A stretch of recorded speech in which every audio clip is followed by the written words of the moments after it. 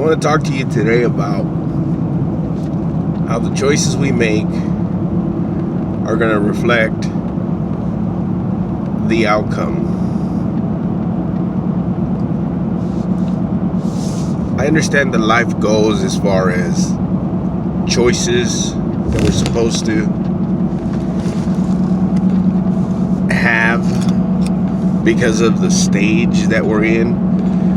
But the question we got to ask ourselves is, why is it that everything we do has to be set as far as rinse and repeat? Why is it a copy of a copy of a copy? Why are you making the same life choices that your grandparents made, that your parents made, heck, that the neighbor is making? Why?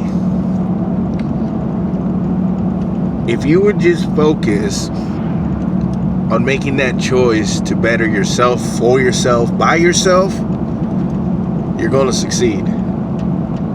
But you're so caught up on the I have to do what everyone else is doing. That's why you're failing. Don't quit, don't stop, keep